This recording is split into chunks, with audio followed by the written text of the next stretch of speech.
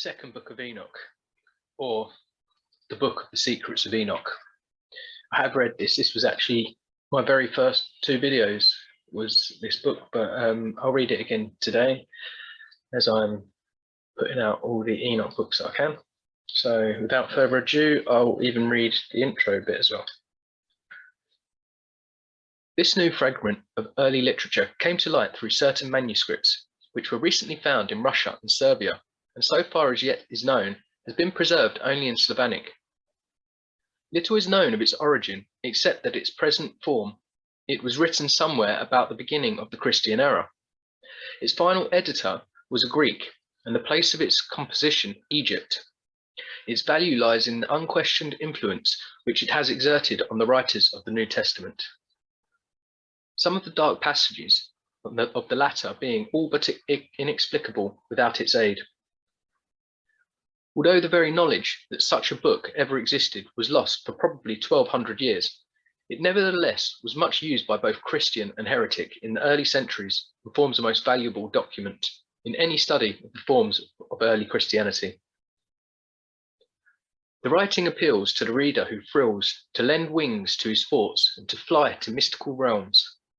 Here is a strange dramatization of eternity, with views on creation, anthropology, and ethics. As the world was made in 6 days, so its history would be accomplished in 6,000 years, or 6 million years, apparently. And this would be followed by 1,000 years of rest, possibly when the balance of conflicting moral forces has been struck and human life has reached an ideal state. At its close would begin the 8th eternal day, when time should be no more. Oh yeah, because it's like this, I'm going to be going up and down on pages to read the first half, then the second half, just to let you know. Chapter 1. There was a wise man, a great artificer, and the Lord conceived love for him and received him, that he should behold the uppermost dwellings, and be an eyewitness of the wise and great and inconceivable and immutable realm of God Almighty, of the very wonderful, glorious and bright and many-eyed station of the Lord's servants, and of the inaccessible throne of the Lord, and the degrees and manifestations of the incorporeal hosts, of the ineffable ministration of the multitude of the elements, and of the various apparition and inexpressible singing of the host of cherubim, and the boundless light. At that time, he said, when my 165th year was completed, I begat my son Methuselah. And this too, after this too, I lived 200 years and completed all of the years of my life, 365 years. On the first day of the first month, I was in my house alone, and I was resting on my couch and slept. When I was asleep, great distress came into my heart, and I was weeping with my eyes in sleep, and I could not understand what this distress was, or what would happen to me. There appeared to me 2 men exceeding big, so that I never saw such on earth. Their faces were shining like the sun. Their eyes, too, were like burning light, and from their lips was fire coming forth, with clothing and singing of various kinds, in appearance purple. Their wings were brighter than gold, their hands whiter than snow. They were standing at the head of my couch, and began to call me by my name. And I arose from my sleep, saw clearly those 2 men standing in front of me. And I saluted them and was seized with fear, and the appearance of my face was changed from terror. And those men said to me, have courage, Enoch, do not fear. The eternal God has sent us to thee. And lo, thou shalt today ascend with us to heaven. And thou shalt tell thy sons and all thy household that all that they shall do without thee on the earth in thy house, and let no one seek thee till the Lord return thee to them. And I made haste to obey them, and I went out from my house, and I made to the doors, as it was ordered me, and summoned my sons, Methuselah, and Reshim, and Gadad, and made known to them all the marvels of men had told me. Chapter 2. Listen to me, my children.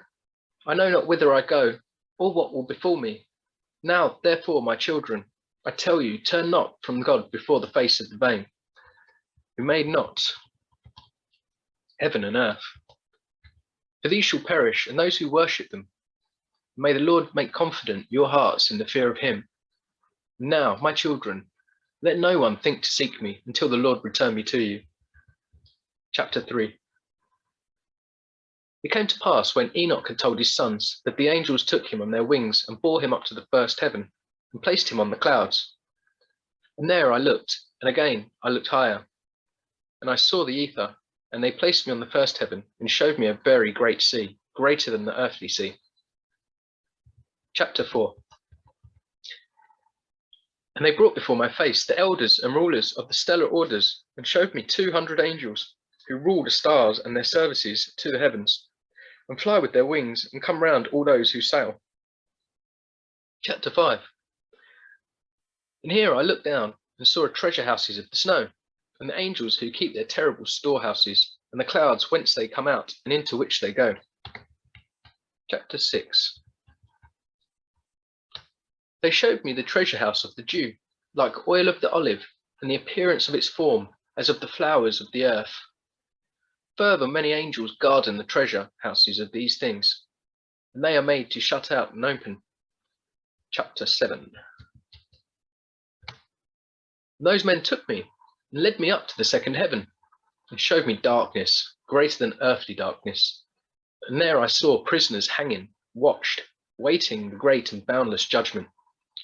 And these angels were dark looking, more than earthly darkness, and incessantly making weeping through all hours.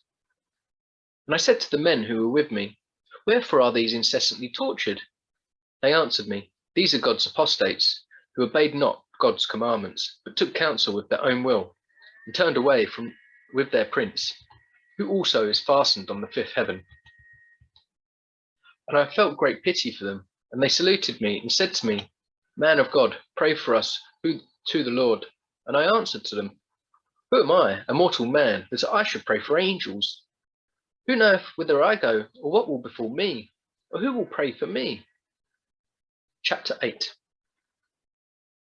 Those men took me thence, and led me up into the third heaven, and placed me there.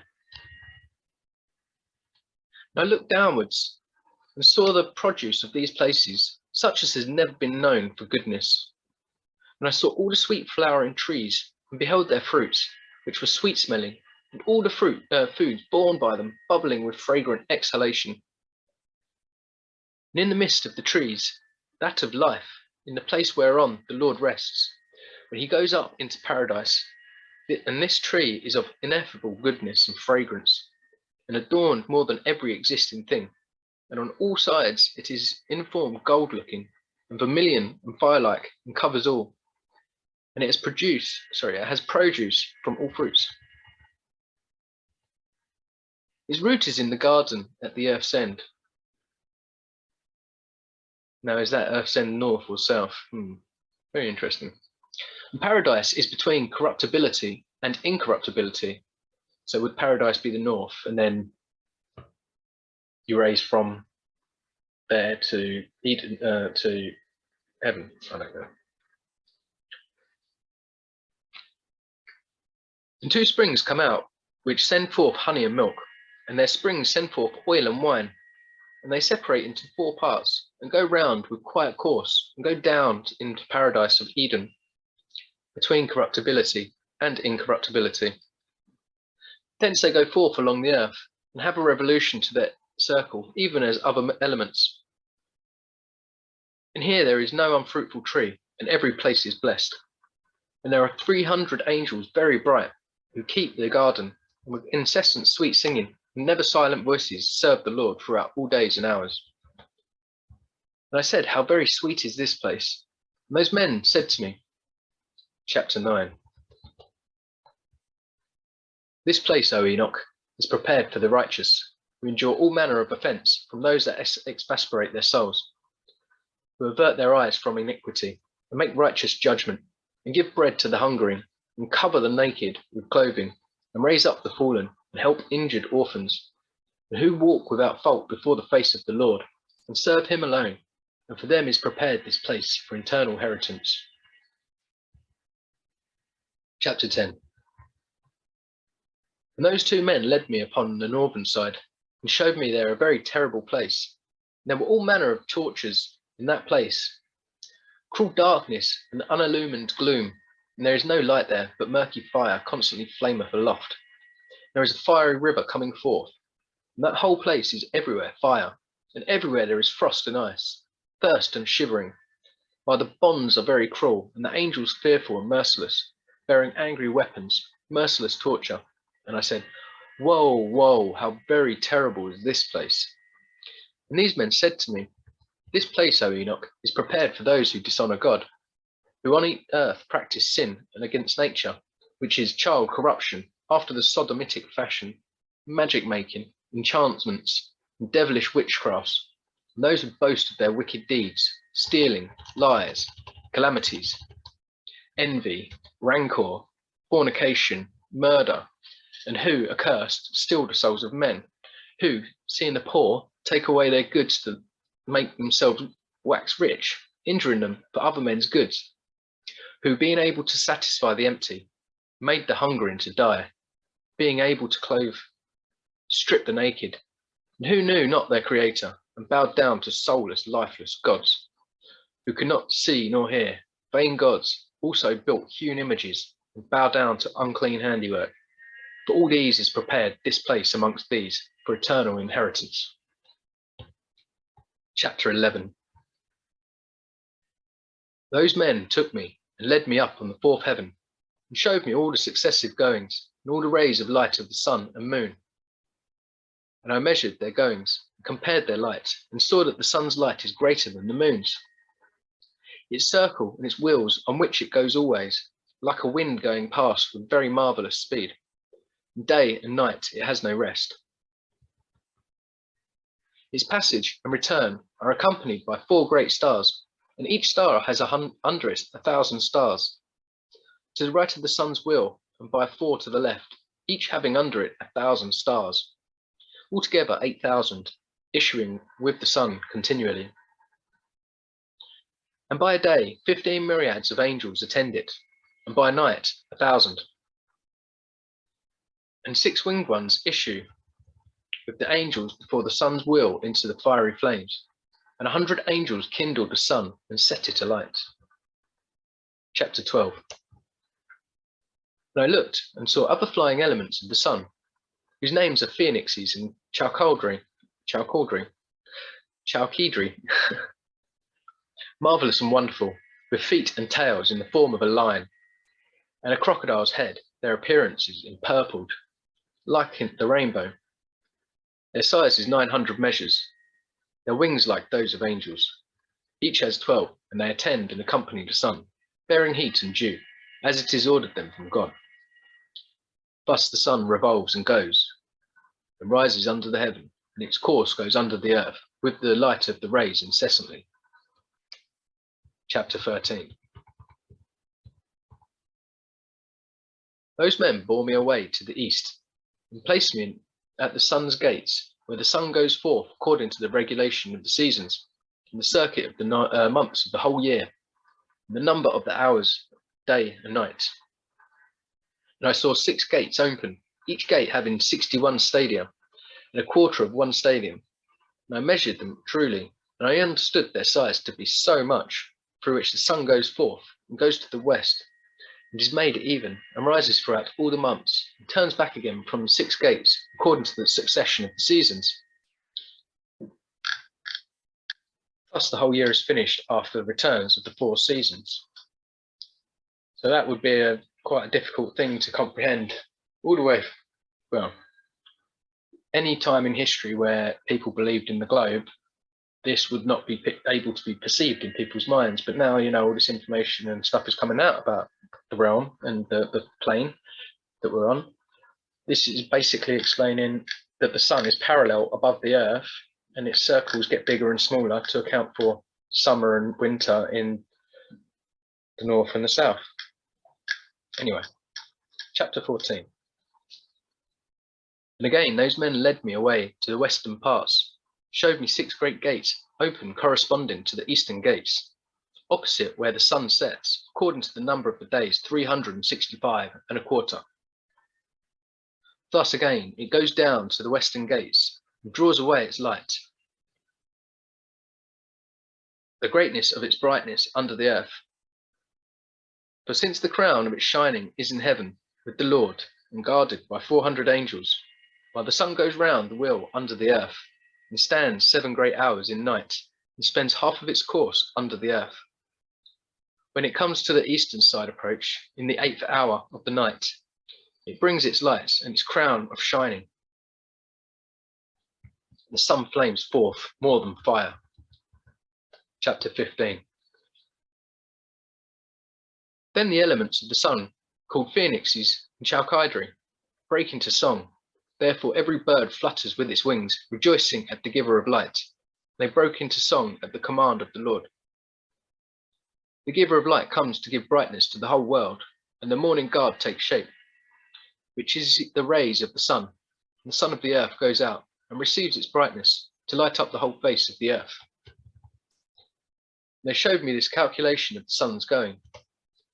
And the gates which it enters, these are the great gates of the computation of the hours of the year.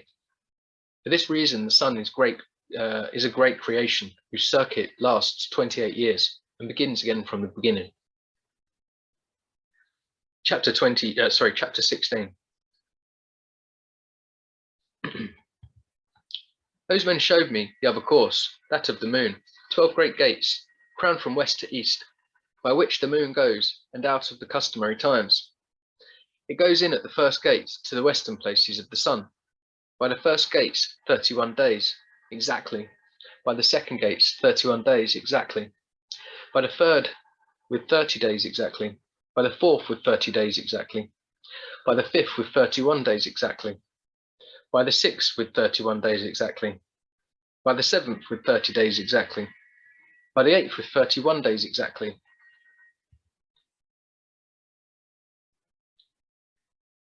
By the ninth, with 31 days exactly. By the 10th, with 30 days perfectly. By the 11th, with 31 days exactly. By the 12th, with 28 days exactly. And it goes through the western gates, and in the order and number of the eastern, and accomplishes there 365 and a quarter days of the solar year, while the lunar year has 354. And there are wanting to it 12 days of the solar circle, which are the lunar epochs. Oh, isn't that interesting?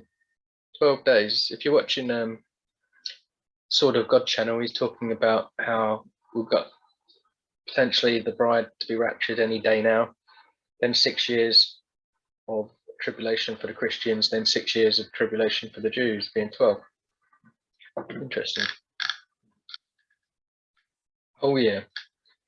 Thus too, the great circle contains 532 years. The quarter of a day is omitted for 3 years. The fourth fulfills it exactly.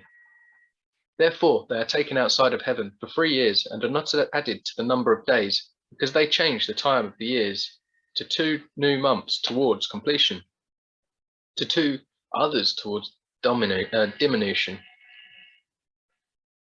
When the western gates are finished, it returns and goes to the eastern, to the lights, and goes thus day and night about the heavenly circles, lower than all circles, swifter than the heavenly winds, and spirits and elements and angels flying. Each angel has 6 wings. It has a 7-fold course in 19 years. Chapter 17. In the midst of the heavens, I saw armed soldiers serving the Lord, with timpana and organs, with incessant voice, with sweet and incessant voice, and various singing, which it is impossible to describe, and which astonishes every mind. So wonderful and marvelous is the singing of those angels, and I was delighted listening to it. Chapter 18. The men took me to the 5th heaven and placed me, and there I saw many and countless soldiers, called Grigori, of human appearance, and their size was greater than that of great giants, and their faces withered, and the silence of their mouths perpetual. And there was no service on the 5th heaven. And I said to the men who were with me, wherefore are these withered, and their faces melancholy, and their mouths silent? And wherefore is there no service on this heaven?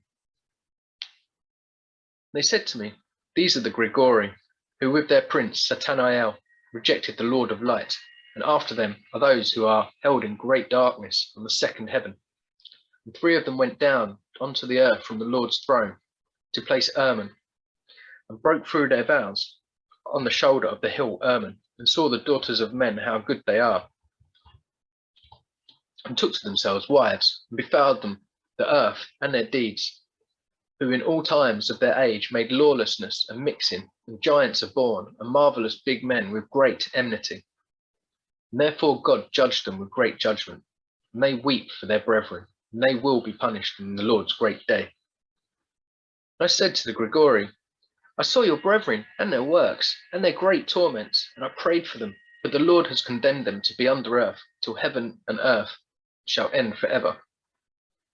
And I said, wherefore do you wait, brethren, and do not serve before the Lord's face, and have not put your services before the Lord's face, lest you anger your Lord utterly?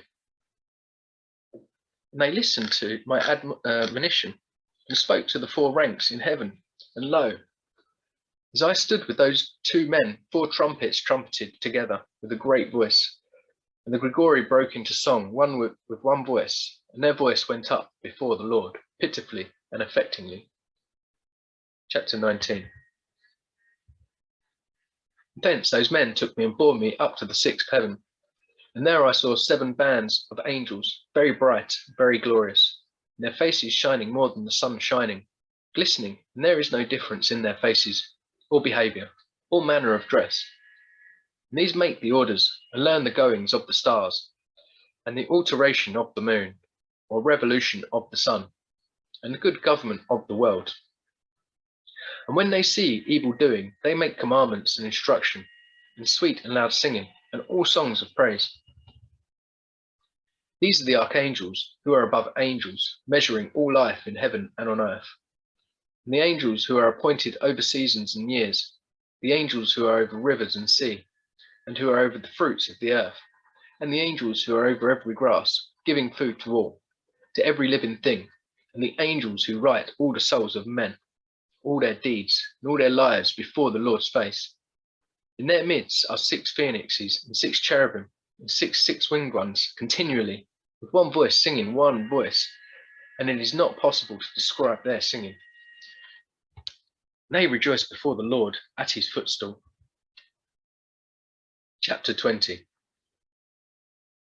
And those 2 men lifted me up thence to the 7th heaven, and there I saw a very great light, and fiery troops of great archangels, and corporeal forces, and dominions, orders and governments, cherubim and seraphim, thrones and many-eyed ones, 9 regiments, and the iron stations of light. I became afraid, and began to tremble with great terror. And those men took me, and led me after them, and said to me, have courage, Enoch, do not fear. He showed me the Lord from afar, sitting on his very high throne. For what is there on the 10th heaven, since the Lord dwells here? On the 10th heaven is God. In the Hebrew tongue he is called Arabat. And all the heavenly troops will come and stand on the 10 steps according to their rank, and will bow down to the Lord, and would again go to their places in joy and felicity, singing songs in the boundless light, with small and tender voices, gloriously serving him. Chapter 21. And the cherubim and the seraphim, standing about the throne, 6-winged and many-eyed ones, do not depart, standing before the Lord's face, doing his will, and cover his whole throne, singing with gentle voice before the Lord's face. Holy, holy, holy, Lord, ruler of Sabbath, heavens and earth are full of thy glory. When I saw all these things, those men said to me, Enoch, thus far is it commanded to us to journey with thee. And those men went away from me, and thereupon I saw them not. And I remained alone at the end of the 7th heaven, and became afraid, and fell on my face, and said to myself, woe is me, what has befallen me? And the Lord sent one of his glorious ones, Archangel Gabriel, and he said to me, have courage, Enoch, do not fear. Arise before the Lord's face into eternity. Arise, come with me. And I answered him, and I said to myself, my Lord, my soul is departed from me, from terror and trembling. And I called to the men who led me up to this place. On them I relied, and it is with them I go before the Lord's face. Gabriel caught me up, as a leaf caught up by the wind, and placed me before the Lord's face. And I saw the eighth heaven, which is called in the Hebrew tongue Muzaloth, changer of the seasons, of drought and of wet, and of the 12 signs of the zodiac, which are above the seventh heaven. And I saw the ninth heaven, which is called in Hebrew Kuchavim, where are the heavenly homes of the 12 signs of the zodiac. Chapter 22. On the 10th heaven, Aravoth, I saw an appearance of the Lord's face, like iron made to glow in fire, and brought out, emitting sparks, and it burns. Thus I saw the Lord's face, but the Lord's face is ineffable, marvelous, and very awful, and very, very terrible. And who am I to tell of the Lord's unspeakable being, and of his very wonderful face? And I cannot tell the quantity of his many instructions and various voices. The Lord's throne very great and not made with hands, nor the quantity of those standing round him, troops of cherubim and seraphim, nor their incessant singing, nor his immutable beauty, and who shall tell of the ineffable greatness of his glory? And I fell prone and bowed down to the Lord, and the Lord with his lips said to me, Have courage, Enoch, do not fear.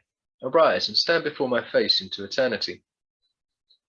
And the archistrage Michael, maybe that's meant to say archangel, lifted me up and led me before the Lord's face. The Lord said to his servants, tempting them, Let Enoch stand before my face into eternity, and let the glorious ones bow down to the Lord, and said, Let Enoch go down according to thy word. The Lord said to Michael, Go and take Enoch from out of his earthly garments, and anoint him with my sweet ointment, and put him into the garments of my glory. And Michael did thus, as the Lord told him, and he anointed me, and he dressed me up, and the appearance of that ointment was more than great light. His ointment is like sweet dew, and its smell mild, shining like the sun's ray. And I looked at myself, and I was like one of his glorious ones. And the Lord summoned one of his archangels by the name Pravuel, whose knowledge is quicker in wisdom than the other archangels, who wrote all the deeds of the Lord.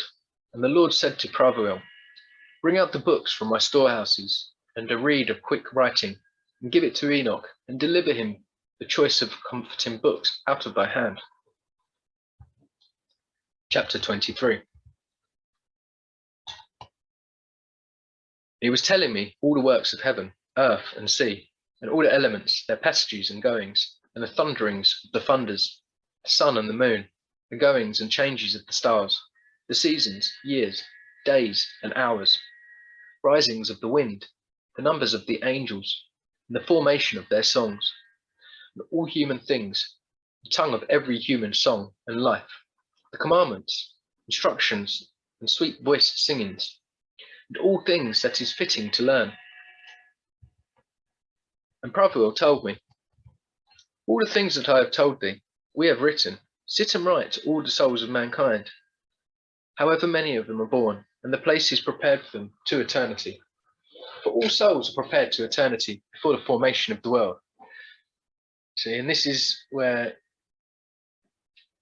there's a big misunderstanding with people where if you don't look at things outside of the Bible, you wouldn't realize, you would think maybe that the judgment is eternal annihilation, where it's more like if you're forever isn't an infinite number of years. Forever is ultimately an age, a length of an age. And then if the Lord comes down at the end of the next age, which we know is the 8th day age, possibly, the Lord spends time with people, then goes back to heaven while people live upon the 8th age. He will return at the end of the age. He's the Alpha and Omega, and he will rise them up to an even greater glory than the former, and he'll do that again and again. So when people are judged or condemned to hell or Sheol forever, potentially it's literally while the next age is taking place, so they can be purified in the fire of Sheol. When I say purified, they can have their sins burnt away, from their spirit. Anyway, and all double 30 days and 30 nights, and I wrote out all things exactly. I wrote books, 366 books. Oh, 365. Chapter 24. The Lord summoned me and said to me, Enoch, sit down on my left with Gabriel. And I bowed down to the Lord, and the Lord spoke to me, Enoch, beloved, all thou seest, all things that are standing finished, I tell to thee even before the very beginning, all that I created from non-being, and invisible things from invisible. Hear, Enoch, take thee in these my words, for not to my angels have I told my secret, and I have not told them their rise, nor my endless realm, nor have they understood my creating, which I tell thee today. For before all things were visible, I alone used to go about in the invisible things, like the sun from east to west, and from west to east. But even the sun has peace in itself, while I found no peace, because I was creating all things. I conceived the thought of placing foundations, and of creating visible creation. Chapter 25. I commanded in the very lowest parts that the visible things should come down from the invisible. And Aduel came down very great, and I beheld him, and lo, he had a belly of great light. And I said to him, Become undone, Aduel, and let thee visible come out of thee. And he came undone, and that great light came out. And I was in the midst of the great light, and there was born light from light. And there came forth a great age, and showed all creation which I had thought to create. And I saw that it was good. And I placed for myself a throne, and took the seat on it, and said to the light, Go up higher, and fix thyself high above the throne, and be a foundation to the highest things. And above the light there is nothing else. And then I bent up and looked up from my throne. Chapter 26. And I summoned the very lowest a second time, and said, Let Arcus come forth hard. And he came forth hard from the invisible. And Arcus came forth hard, heavy, and very red. And I said, Be opened, Arcus, and let there be born from thee. And he came undone, an age came forth, very great and very dark, bearing the creation of all lower things. And I saw that it was good, and I said to him, Go thou down below, and make thyself firm, and be a foundation for the lower things. And it happened, and he went down and fixed himself, and became a foundation for the lower things. And below the darkness there is nothing else. Chapter 27. And I commanded that there should be taken from the light and darkness, and I said, Be thick, and it became fuss. And I spread it out with the light, and it became water, and I spread it out over the darkness, below the light, and then I made firm the waters, that is to say, the bottomless. I made foundation of light around the water, and created 7 circles from inside, and imaged it like wet crystal and dry, that is to say, like glass, in the circumcision of the waters and the other elements. And I showed each one of them its road, and the 7 stars, each one of them in its heaven. And they go thus, and it was good. So is this, I've said this before, probably in the same video, my first video, but when it's talking about the 7 circles and the 7 stars, in previous videos where I've shown,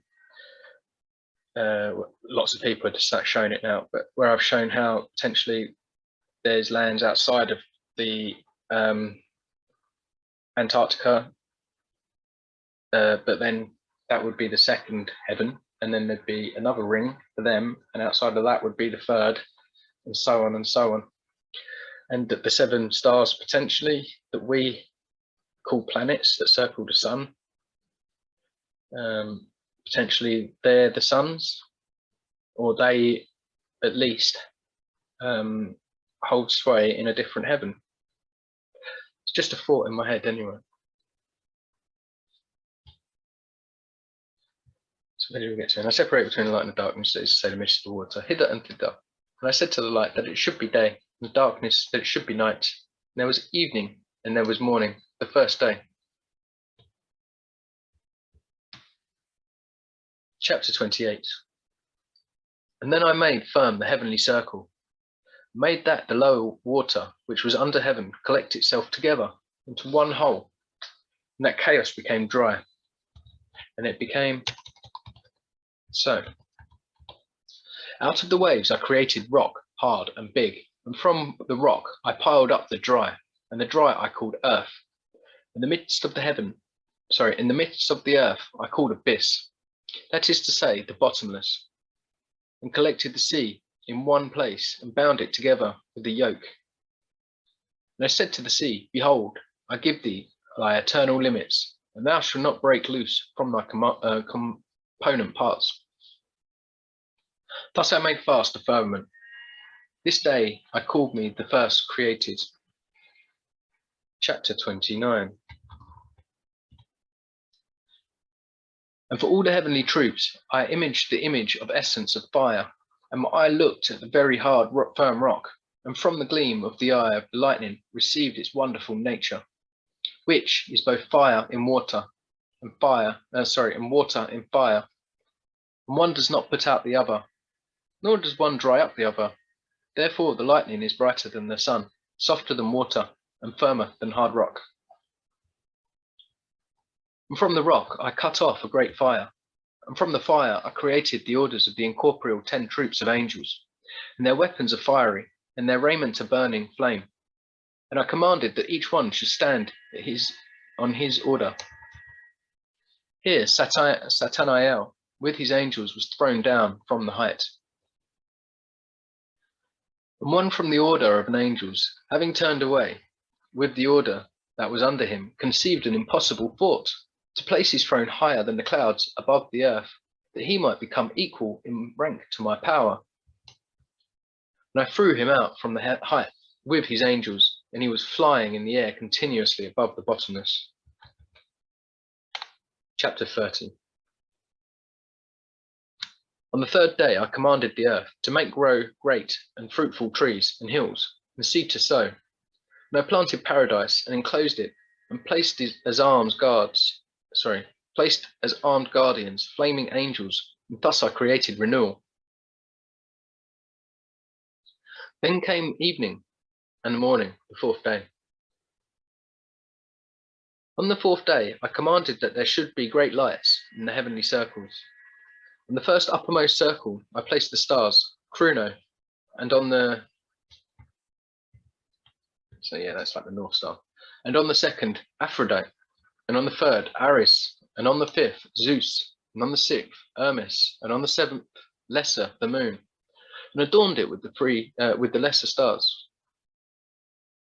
And on the lower I placed the sun for the illumination of day, and the moon and stars for the illumination of night. The sun that it should go according to each animal, signs of the zodiac, 12, and I appointed the succession of the months, and their names and lives, their thunderings, and their hour markings, and they should succeed. Then evening came, and morning came, the fifth day. On the fifth day I commanded the sea that it should bring forth fishes, and feathered birds, and many varieties, and all animals creeping over the earth, going forth over the earth on 4 legs, and soaring in the air, male, sex, and female, and every soul breathing the spirit of life. And there came evening, and there came morning, the 6th day. On the 6th day I commanded my wisdom to create man from 7 consistencies. 1, his flesh from the earth. 2, blood from the dew. 3, his eyes from the sun. 4, his bones from the stone. 5, his intelligence from the swiftness of the angels and from cloud. 6, his veins and his hair from the grass of the earth. 7, his soul from my breath and from the wind. And I gave him 7 natures: to the flesh, hearing; the eyes for sight; to the soul, smell; the veins for touch; the blood for taste; the bones for endurance; to the intelligence, sweetness. I conceived a cunning saying to say, I created man from invisible and from visible nature. Of both are his death and life and image. He knows speech like some created thing, small in greatness, and again great in smallness. And I placed him on the earth, a second angel, honourable, great and glorious. And I appointed him as ruler to rule the earth and to have my wisdom. And there was none like him of earth of all my existing creatures. And I appointed him a name with 4 component parts, from east, from west, from south, from north. And I appointed for him 4 special stars, and I called them his name, Adam, and showed him the 2 ways, the light and the darkness. And I told him, this is good and that bad, that I should learn whether he has love towards me or hatred, that it be clear which is his race love me. So as I've said before, you know, if you look at this realm like a testing ground, an education center, the whole world is designed to oppose God and to mock and ridicule and say awful things about him, so that it's easy for people to go down the way of wickedness, and it's not as easy to stand up for the word of God. Do you know what I mean? So, and that's the world we live in. And that's why the people that are of God are not of this world, because this world is the opposite almost. Do you know what I mean? Anyway, for I have seen his nature, but he has not seen his own nature. Therefore, through not seeing, he will sin worse. And I said, after sin, what is there but death? And I put sleep into him, and he fell asleep. And I took from him a rib, and created him a wife, that death should come to him by his wife. And I took his last word, and called her name Mother, that is to say, Eva. Chapter 31. Adam has life on earth, and I created a garden in Eden in the east, that he should observe the testament and keep the commandment. So just quickly, again, so possibly paradise is what we know as the North Pole today, or if you look at the old maps, the northern lands with Mount Meru or Mount Zion or whatever you would like to call it. And then Eden in the east, as I've shown in other videos,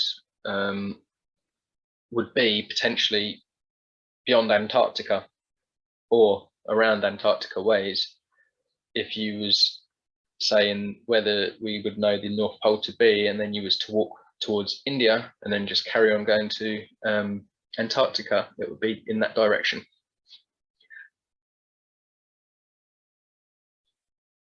Anyway, and he was continuously in paradise, and the devil understood that I wanted to create another world, because Adam was Lord on earth, to rule and control it. The devil is the evil spirit of the lower places. As a fugitive, he made Satana from the heavens, as his name was Satanael. Thus he became different from the angels, but his nature did not change, his intelligence as far as his understanding of righteousness and simple things. And he understood his condemnation and the sin which he had sinned before. Therefore he conceived thought against Adam. In such form he entered and seduced Eva, but did not touch Adam.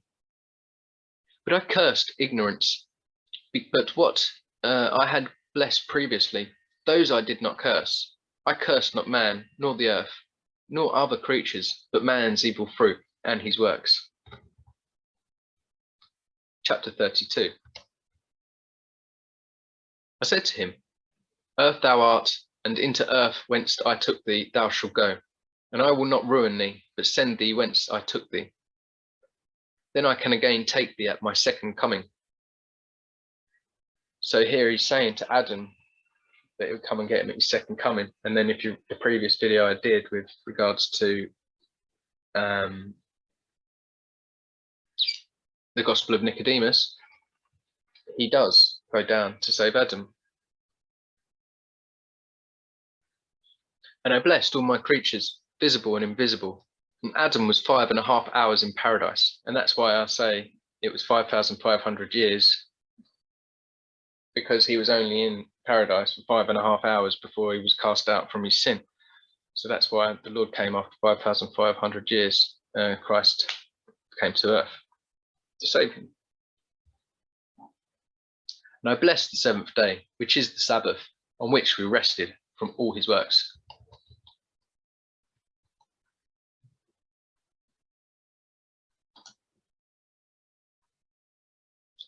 End of part 1.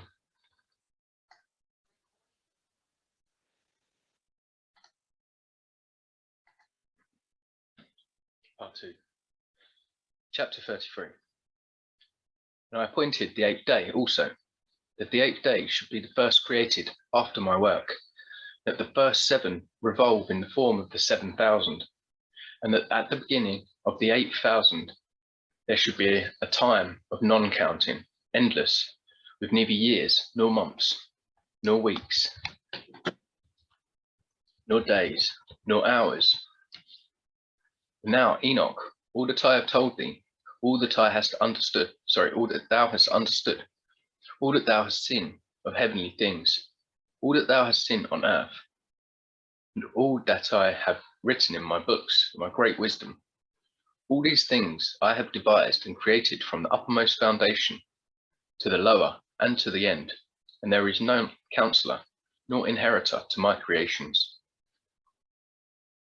I am self-eternal, not made with hands, and without change. My thought is my counselor, my wisdom and my word are made. My eyes observe all things, how they stand there and tremble with terror. If I turn away my face, then all things will be destroyed. And apply thy mind, Enoch, know him who is speaking to thee. And take thou the books which thou thyself hast written. And I give thee Samuel, and Raguel, who led thee up, and the books, and go down to earth, and tell thy sons all that I have told thee, and all that thou hast seen, from the lower heaven up to my throne, and all the troops. For I created all forces, and there is none that resisteth me, or does not subject himself to me. For all subject themselves to my monarchy, and labour for my sole rule. Give them the books of the handwriting, and they will read them, and know me for the creator of all things, and will understand how there is no other God but me. And let them distribute the books of thy handwriting, children to children, generation to generation, nations to nations. Now I will give thee Enoch, my intercessor, the archistrage, Michael, for the handwritings of thy fathers, Adam, Seth, Enos, Canaan, Mahalaleel, and Jared thy father. Chapter 34. They have rejected my commandments and my yoke. Worthless seed has come up, not fearing God. They would not bow down to me, but have begun to bow down to vain gods, and denied my unity, and have laden the whole earth with untruths, offences, abominable lecheries, namely one with another, and all manner of other unclean wickedness, which are disgusting to relate. Therefore I will bring down a deluge upon the earth, and will destroy all men, and the whole earth will crumble together into great darkness. Chapter 35. Behold, from the seed shall arise another generation, much afterwards, but of them many will be very insatiate. He who raises that generation shall reveal to them the books of thy handwriting of thy fathers, to them to whom he must point out the guardianship of the world, to the faithful men and the workers of my pleasure, who do not acknowledge my name in vain. And they shall tell another generation, and those others, having read, shall be glorified thereafter more than the first. Chapter 36. Now, Enoch, I give thee the term of 30 days to spend in thy house, and tell thy sons, all thy household, that all they hear from my face what is told them by thee, and that they may read and understand how there is no other God but me, that they may always keep my commandments, and begin to read and take in the books of thy handwriting. And after 30 days, all send my angel for thee, and he will take thee from the earth and from thy sons to me. Chapter 37. And the Lord called up one of the old angels, terrible and menacing, and placed him by me, in appearance white as snow, in his hands like ice, having the appearance of great frost. And he froze my face, because I could not endure the terror of the Lord, just as it is not possible to endure a stove's fire and the sun's heat and the frost of the air.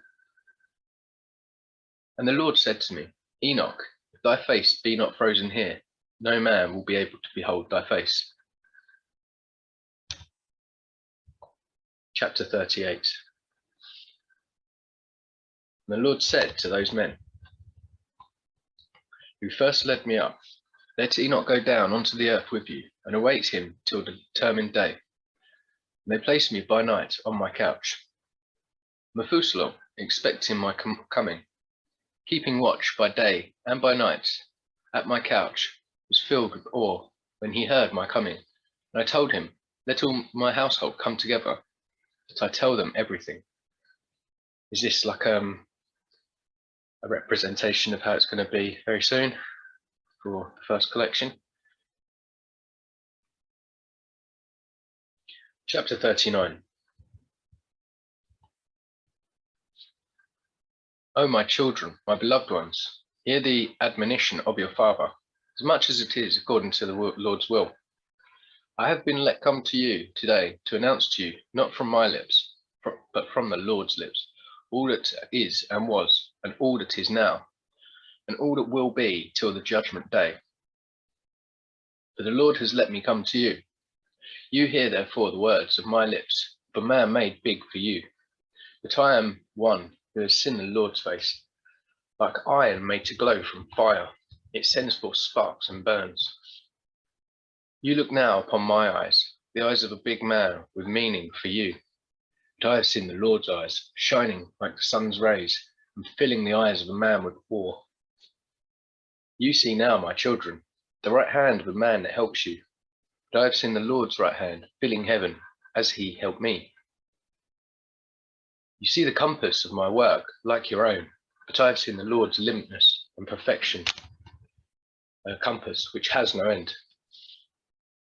You hear the words of my lips, as I heard the words of the Lord, like great thunder, incessantly with hurling of clouds. Now, my children, hear the discourses of the Father of the earth. How fearful and awful it is to come before the face of the ruler of the earth. How much more terrible and awful it is to come before the face of the ruler of heaven, the controller of quick and dead, and of the heavenly troops. Who can endure that endless pain? Chapter 40. And now, my children, I know all things, for this is from the Lord's lips, and this my eyes have seen from beginning to end.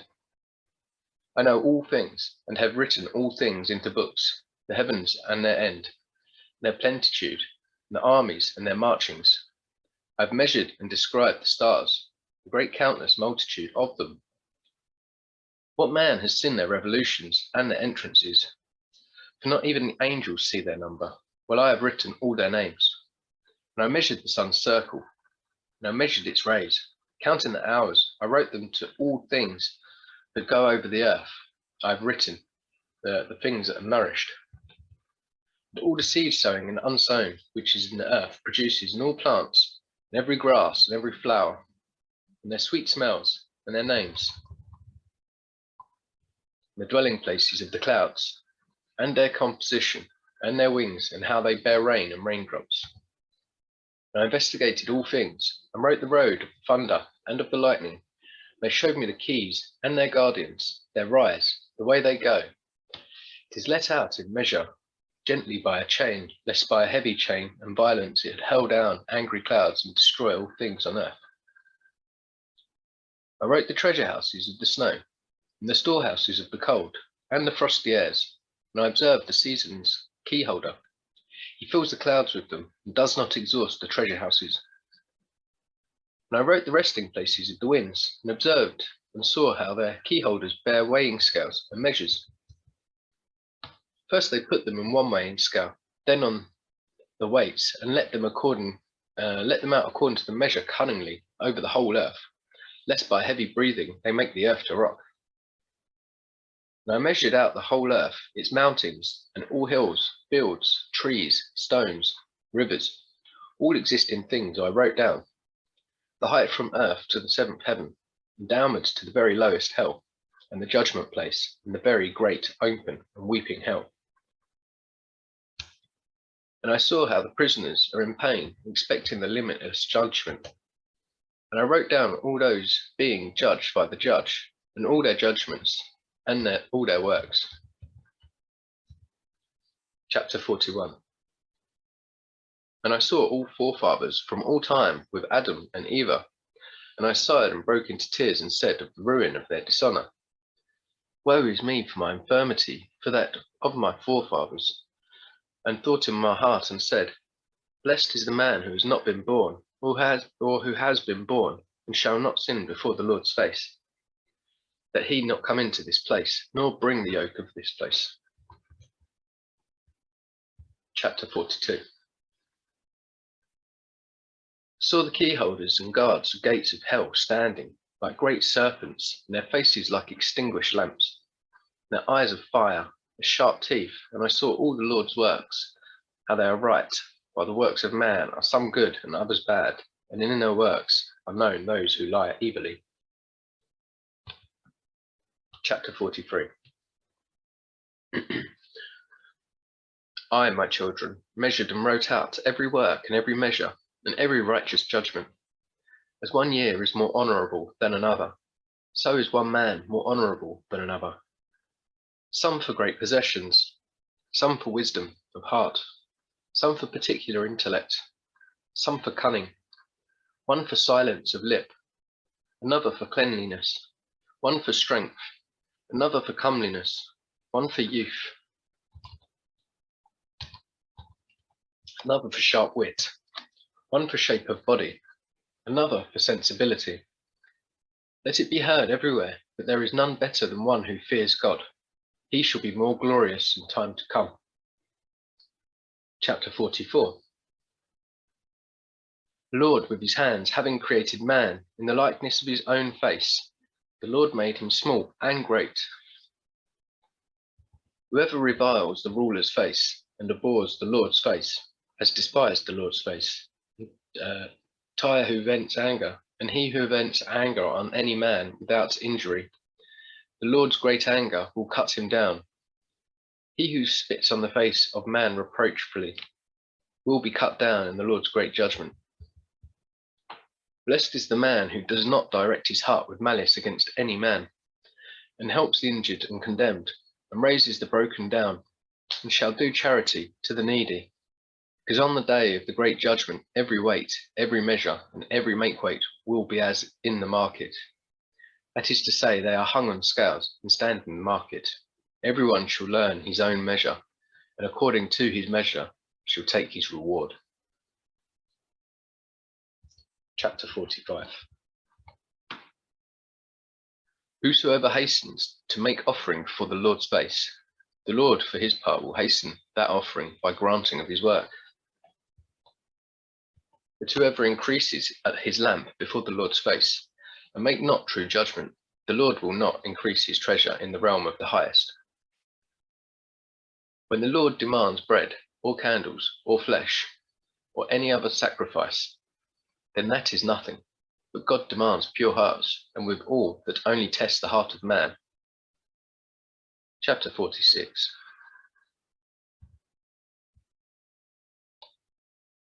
Chapter 46? 66. Oh. Sorry. Chapter 46 or 66. Hear, my people, and take in the words of my lips. If anyone bring any gifts to an earthly ruler, and have disloyal thoughts in his heart, the ruler will know this. Will he not be angry with him, and not refuse his gifts, and not give him over to judgment? Or if one man make himself appear good to another by deceit of tongue, but have evil in his heart, then will not the other understand the treachery of his heart, and himself be condemned, since his untruth was plain to all? When the Lord shall send a great light, then there will be judgment for the just and the unjust, and there no one shall escape notice. Next chapter. I think it's not 47, I think it's actually 67.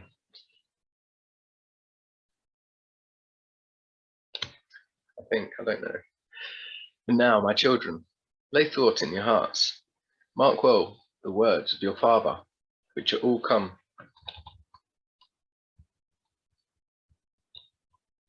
to you from the Lord's lips.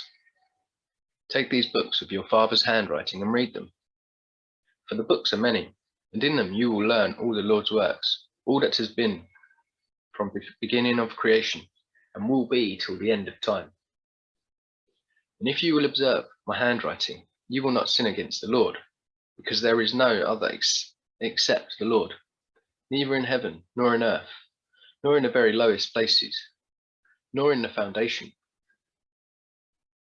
The Lord has placed the foundation in the unknown, and has spread forth heavens visible and invisible. He fixed the earth on the waters, and created countless creatures. And who has counted the water and the foundation of the unfixed, or the dust of the earth, or the sand of the sea, or the drops of the rain, or the morning dew, or the wind's breathings? Who has filled the earth and sea, and the indissoluble winter? I cut the stars out of fire, and decorated heaven, and put it in their midst. Chapter 68. That the sun go along the 7 heavenly circles, which are the appointment of 182 thrones, that it go down on a short day, and again 182, that it go down on a big day. There's 2 thrones on which he rests, revolving hither and thither, above the thrones of the months of the 17th day of the month of Siphan. It goes down to the month of Tephan. So once again, this is describing how the sun circles in parallel to the flat plane of the earth, above the earth. The circle it creates gets bigger and smaller. And the 2 thrones it mentions there is each end of its circle, the smallest circle it makes in the year, and the biggest circle it makes in the year, because all other circles are in between them 2 circles.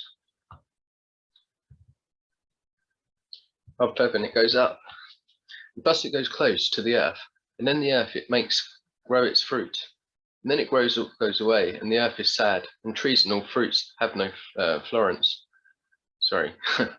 have no fluorescence. All this he measured with good measurement of hours, and fixed a measure by his wisdom of the visible and the invisible. From the invisible he made all things visible, himself being invisible.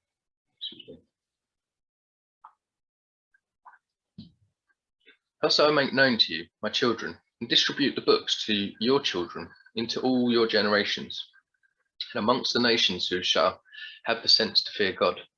Let them receive them, and may come to love them more than any food or earthly sweets. Read them and apply themselves to them. Those who understand not the Lord, and fear not God, who accept not but reject, who do not receive them, a terrible judgment awaits these. Blessed is the man who shall bear their yoke, and shall drag them along, for he shall be released on the day of great judgment. Chapter 64. I swear to you, my children, but I swear not by any oath, neither by heaven, nor by earth, nor by any other creature which God created. The Lord said, there is no oath in me, nor injustice, but truth. There is no truth in men. Let them swear by the words, yea, yea, or nay, nay.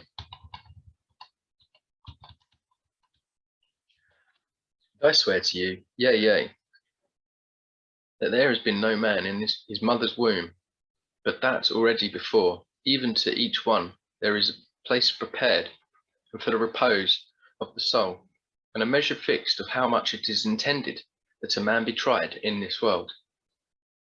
Yea, children, Deceive not yourselves. There have been previously prepared a place for every soul of man. Chapter 50. All right, so that was actually 40s, not 60s. Chapter 50. I've put every man's work in writing, and none born on the earth can remain hidden, nor his works remain concealed. I see all things. Now, therefore, my children, in patience and meekness, spend the number of your days that you inherit endless life. Endure for the sake of the Lord every wound, every injury, every evil word and attack. If ill requitals befall you, return them not neither to neighbor or enemy, because the Lord will return them for you. Be your avenger on the day of great judgment, that there be no avenging here among men. Whoever of you spends gold or silver for his brother's sake, he will receive ample treasure in the world to come. Injure not widows, nor orphans, nor strangers, lest God's wrath come upon you. Chapter 51.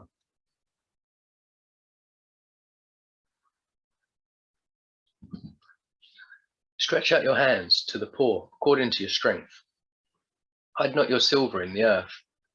Help the faithful man in affliction, and affliction will not find you in the time of your trouble. In every grievous and cruel yoke that come upon you, bear for the sake of the Lord, and thus you will find your reward in the day of judgment. It is good to go morning, midday, and evening into the Lord's dwelling, for the glory of your Creator. Because every breathing thing glorifies him, and every creature, visible and invisible, returns him praise. Chapter 52.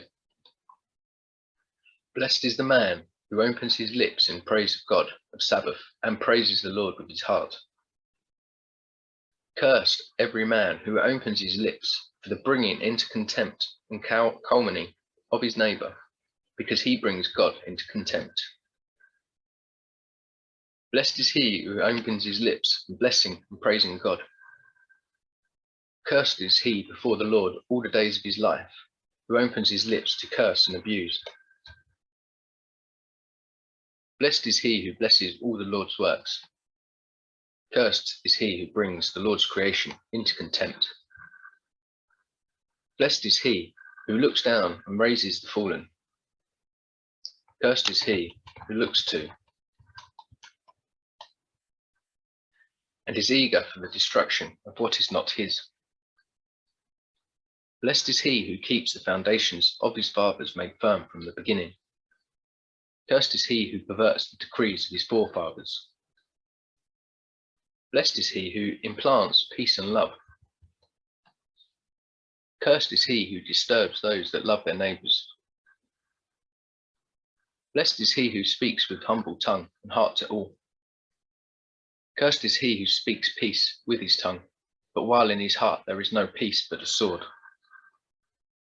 For all these things will be laid bare in the weighing scales and in the books on the day of the great judgment.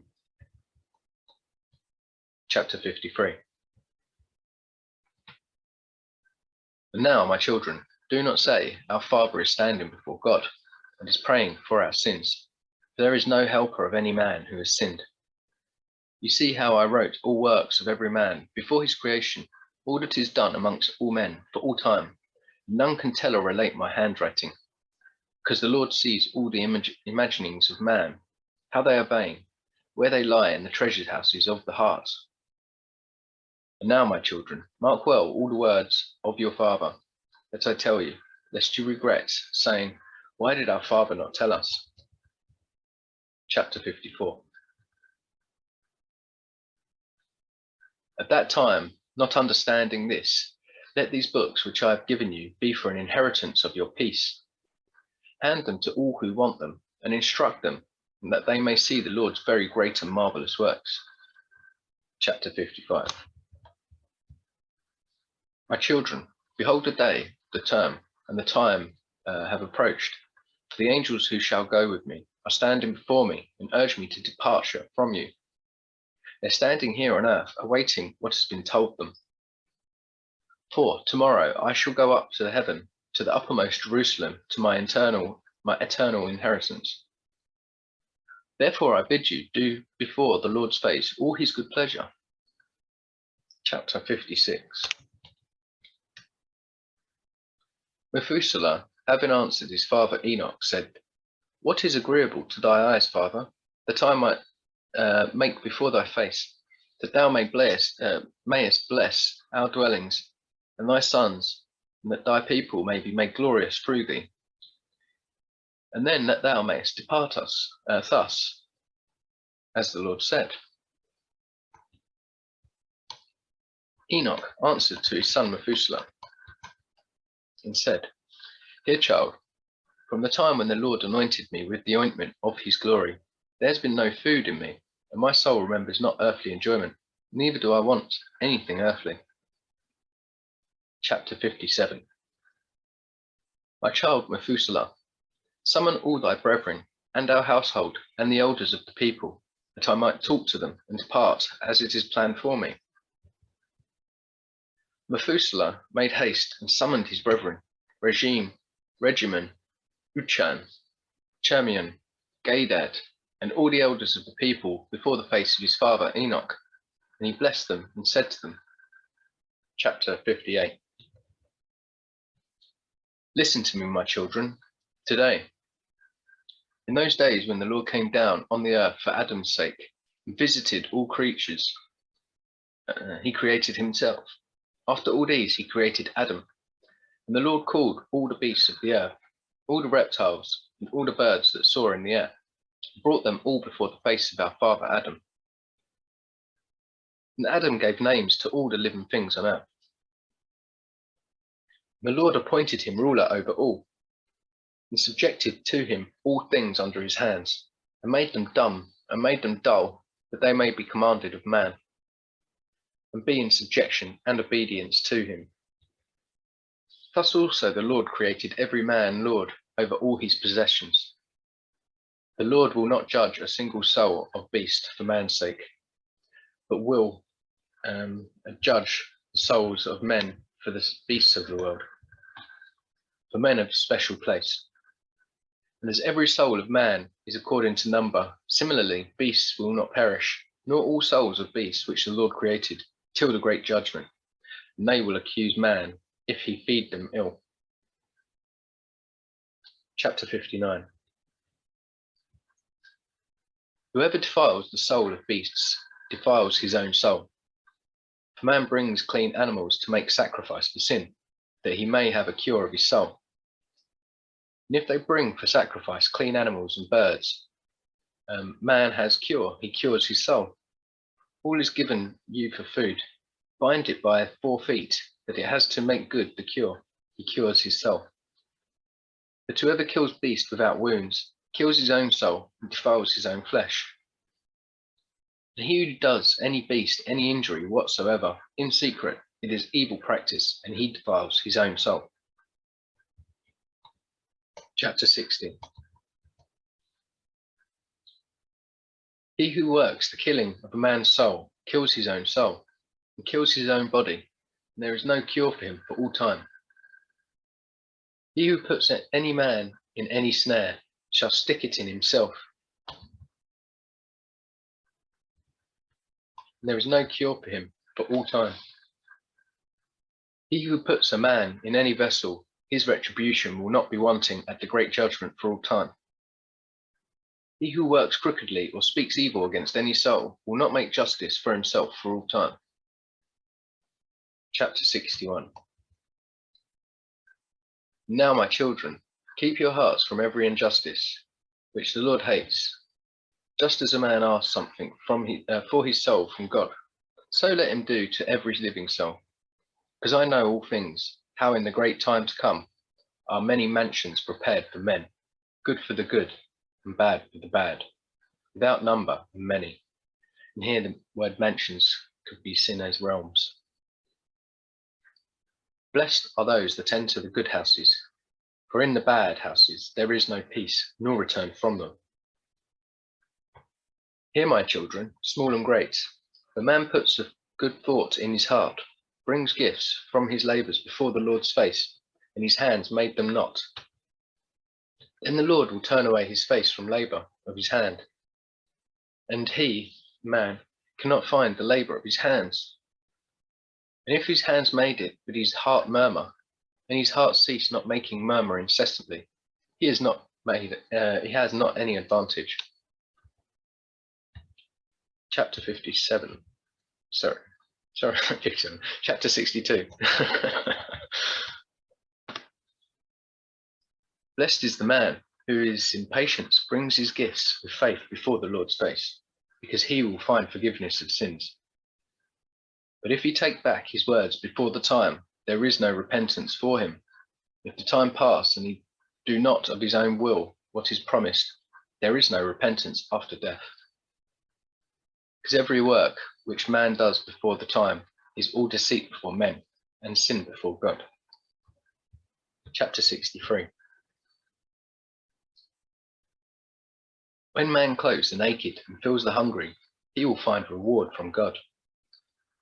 But if his heart murmur, he commits a double evil, ruin of himself and that which he gives. And for him there will be no finding of reward on account of that. If his own heart is filled with his food, and his own flesh clothed with his clothing, he commits contempt, and forfeit all his endurance of poverty, and will not find reward of his good deeds. Every proud and malnignificent man is hateful to the Lord, and every false speech clothed in untruth, it will be cut with the blade of the sword of death, and thrown into fire, and shall burn for all time. Chapter 64. When Enoch had spoken these words to his sons, all people far and near heard how the Lord was calling Enoch. They took counsel together. Let us go and kiss Enoch. And 2,000 men came together. Is this a way of representing there'll be 2,000 years after Christ was taken from the earth, after his resurrection? Who knows? Let us go and kiss Enoch. And 2,000 men came together, came to the place, Akuzan, where Enoch was, and his sons. And the elders of the people, the whole assembly, came and bowed down and began to kiss Enoch, and said to him, Our father Enoch, be thou blessed of the Lord, the eternal ruler, and thou bless thy sons and all the people, that we may be glorified today before thy face. For thou shalt be glorified before the Lord's face for all time, since the Lord chose thee rather than all men on earth, and designated thee writer of all his creation, visible and invisible, and redeemer of the sins of man, and helper of the household.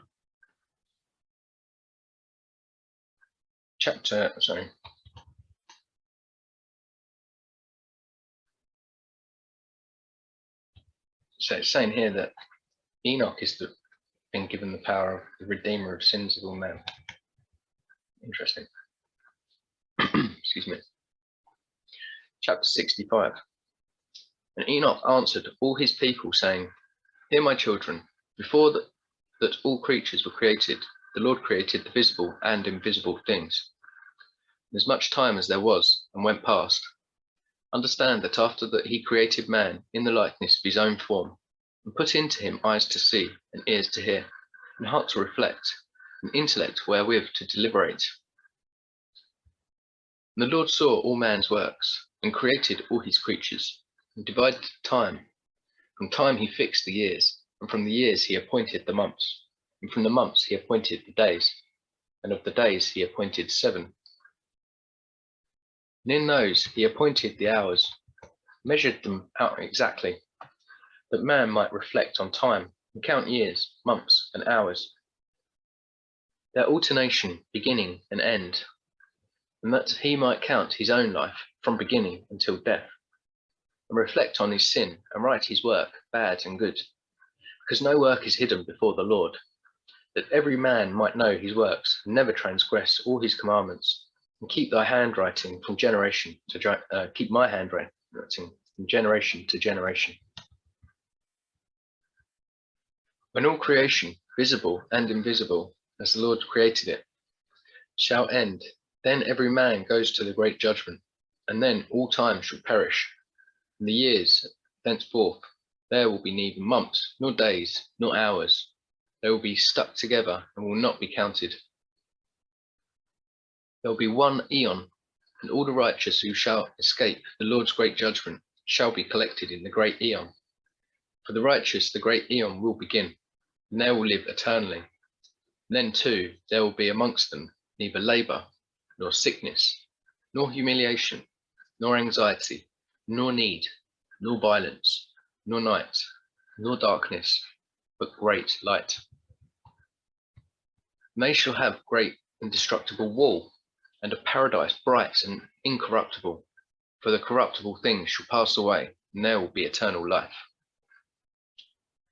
Chapter 66.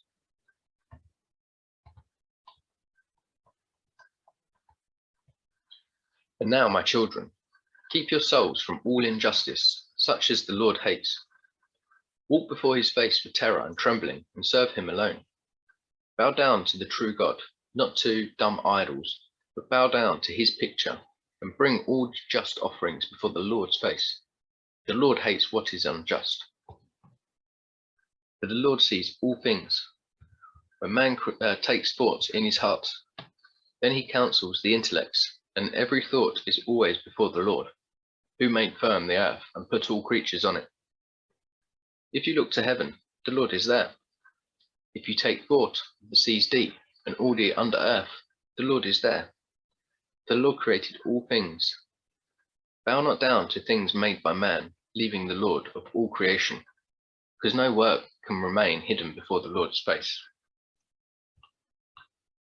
Walk, my children, in long-suffering, in meekness, honesty, in provocation, in grief, in faith, and in truth, in reliance of promises, in illness, in abuse, in wounds, in temptation, in nakedness, in privation, loving one another, till you go out from this age of ills, that you become inheritors of endless time. Blessed are the just who shall escape the great judgment, for they shall shine forth more than the sun sevenfold.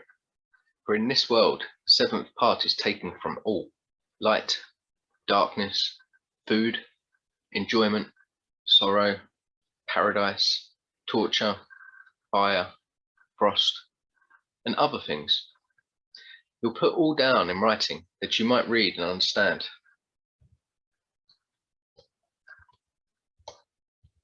Chapter 67. When Enoch had talked to the people, the Lord sent out darkness onto the earth, and there was darkness, and it covered those men standing with Enoch. And they took Enoch up to the highest heaven, where the Lord is. And he received him and placed before his face. And the darkness went off from the earth, and the light came again. And the people saw and understood not how Enoch had been taken, and glorified God, and found a roll in which was traced the invisible God. And all went to their homes. Chapter 68. Enoch was born on the 6th day of the month of Siphan, and lived 365 years. He was taken up to heaven on the 1st day of the month of Tisvan, and remained in heaven 60 days. He wrote all the signs of all creation, which the Lord created, and wrote 366 books, and handed them over to his sons, and remained on earth 30 days, and was again taken up to heaven on the 6th day of the month of Tisvan, on the very day and hour he was born. As every man's nature in this life is dark, so are also his conception, birth, and departure from this life. At what hour he was conceived, at that hour he was born, and at that hour too he died.